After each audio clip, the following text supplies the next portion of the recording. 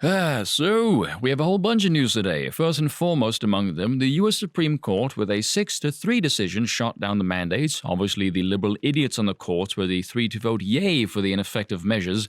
Geez, you couldn't see that coming with the 750 million positive tests in a day or the 100,000 kids in hospital comments. Fortunately, the sanity of the conservatives won the day, not a surprise given the composition of the courts. It should never have gone that far anyway. Anyone with a functioning brain cell need only look at those who tried imposing their incompetent dongs over their states and which ones didn't. Lo and behold, the ones who did not, at the end of the day, ended up producing sweeter results. The predictable meltdown of morons and legacy media ilk on social media is rather delightful, though. Oh no, the Supreme Court is going to kill everyone. We should pack the courts, seeing as we're salty we can't exploit the coup to gain any more power.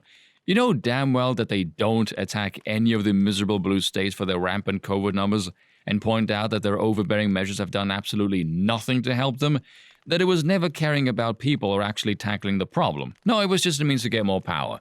And it is amazing the amount of people who still don't see that, especially after 2 years of this. But they are still upholding the mandate for medical facilities that receive state funding, and I think that is BS, even more so to be honest, because if you scroll through the comments, you see many nurses are pissed about that.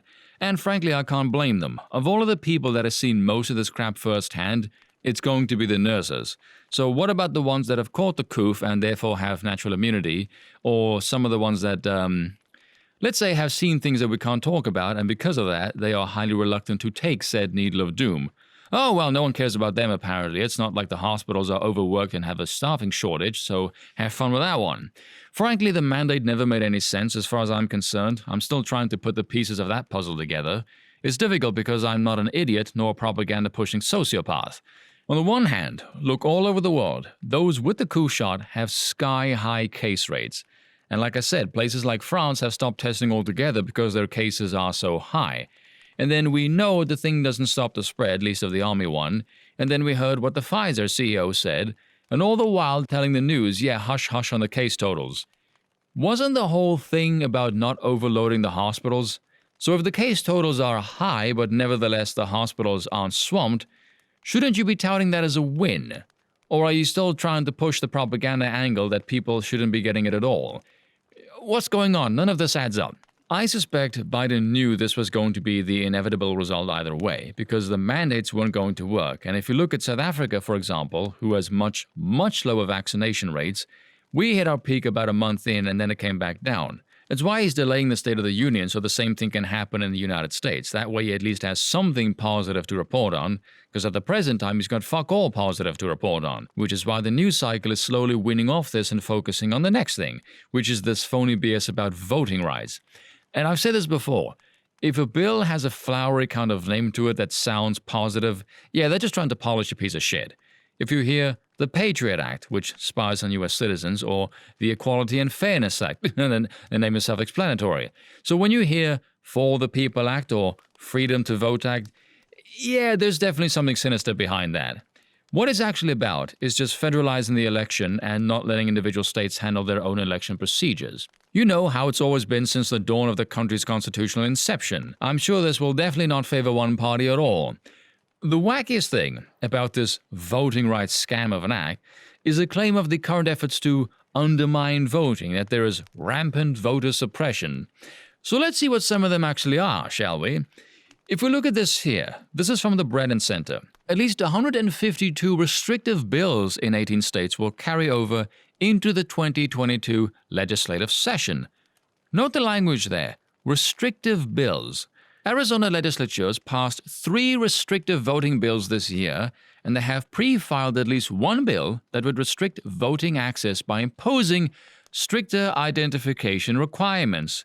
23 bills would establish or expand voter identification requirements for either in-person or mail voting, and 3 would require proof of citizenship to register to vote. Anti-voting activists are currently organizing a restrictive ballot initiative that would, among other things, eliminate the ability for voters who lack a voter identification to cast a regular ballot. This is what they consider restrictive when they say the horseshit nonsense like voter suppression. These assholes are actively pushing for absolutely everything and anything to cast a ballot with no identification whatsoever. This is the absolute pinnacle, the epitome of a DC swamp partisan hack job. There is a reason why this isn't popular, by the way. Voter identification is strongly supported by the public, overwhelmingly so. And the funniest thing about all of this nonsense is they always seem to invoke the 1960s Voting Rights Act as if it's a good omen, while ignoring the creme de la creme of irony, that is the Voting Rights Act of 1965 required ID in historically discriminatory states as a method of ensuring that black votes were not illegally diluted. Now, the same activists say that's racist. You know, I'm starting to suspect that these people might not give a flying ass about any form of oppression, and it's simply rhetoric to get power. I don't know, what do you guys think? Now, of course, there's all this talk about ending the filibuster, so you'll have Chuck Schumer and Biden doing the old tired dance of, oh, we must protect our democracy and all of that rubbish. Anyone else want to know what these people were saying about this, about 20 or so years ago? Let's find out. They want to make this country into a banana republic, where if you don't get your way, you change the rules. The legislative filibuster should stay there, and I will personally resist efforts to get rid of it. I'm committed to never voting to change the legislative filibuster. That would be the end of the Senate. It raises problems that are more damaging than the problems that exist. You cannot change the rules in the middle of the game because you do not like the outcome. You're going to throw the entire Congress into chaos and nothing will get done. Change the rules in midstream to wash away 200 years of history. Nothing at all will get done. I don't think we ought to be coming in willy-nilly and changing the rules. You can't change the rules in the middle of the game. Ideologues in the Senate want to turn what the Founding Fathers called the cooling saucer of democracy into the rubber stamp of dictatorship. If you don't have 60 votes yet, it just means you haven't done enough advocacy and you need to work a lot harder. Is ultimately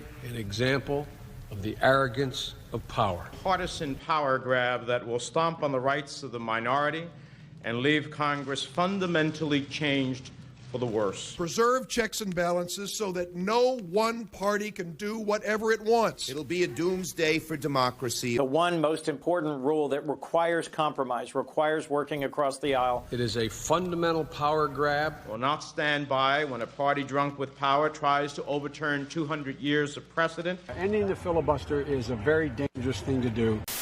Anyone else catch Bob Menendez in front of a podium that says, protect our democracy, while stumping for the filibuster? But when they're in power suddenly, they're against the filibuster. Wow, it's almost like politicians are power-hungry pricks with no morals that will do whatever the hell allows them to gather and keep more power. I'm shocked to my very core. Even Barry the maskless Obama came out and said they should end the filibuster, which, as the video says, he now declares as a Jim Crow relic, even though it shows footage of him defending the filibuster. Amazing, isn't it? What a shameless cast of wankers. So yeah, there's your proof this isn't about protection of voting rights or democracy or any other happy-go-lucky bullshit-sounding term to push propaganda. No, it's just a blatant power grab, one that I doubt is going to go anywhere. Last time I looked, I think 26 Democrats are now declaring that they aren't up for re-election. Fantastic, they're hemorrhaging support. But to even further ramp up the amusement, at least for me, is Biden went to Georgia to give a speech, and by speech we mean ramble incoherently about nothing. Once again, he lied, claiming he was arrested for fighting for civil rights. This is not the first time he's done this, by the way. He is notorious for lying, constantly. Even though he's been in court lying, and it's been reported, he'll just repeat it over and over again to the point where it's just become funny. Like, oh, that's just old Joe constantly pulling stories out of his ass. It's become so consistent, you may as well have a betting game over which lie he's going to repeat this time around. But in the rambling, and Cocaine Mitch summed it up, he shouted that if you disagree with him, you're George Wallace. If you don't pass the laws he wants, you're Bull Connor. And if you oppose giving Democrats untrampled one-party control of the country, well, you're Jefferson Davis. Even Nancy Pelosi, with her Botox to the hill face and fishhook Latina eyebrows, was critical about this, saying no one knows who Bull Connor is, which is true. I've joked before that Biden's brain is trapped in the 70s, apparently speechwriters is as well. Bull Connor served in the House of Representatives during the Depression. Then he was the Commissioner of Public Safety for I think about 26 years. He died in 1973. Wallace was governor of Alabama for 4 terms. He is the guy who famously said, segregation now, segregation tomorrow, segregation forever. Neither of these men supported the civil rights movement, and both were Democrats, by the way. Jefferson Davis was the president of Confederate States in the 1860s. Joe, I know you're old, but can you at least keep the shtick to the century? It's fucking ridiculous. But then to go one step even further, Stacey Abrams, who is, I think, running for re-election again, who is, let's say, a heavyweight of Democratic politics in Georgia, and yes, I did use that phrase deliberately, even she didn't bother showing up to this dog and pony show. And she's for this federalization of election protocol crap. She said instead she had a scheduling conflict, which is bullshit. I will bet you she did not have a scheduling conflict. The Democrats simply want nothing to do with this demented old moron because he's emitting more radiation than fucking Chernobyl. A recent Quinnipiac poll has him at 33% approval. Independents, I think, even less so, about 25%.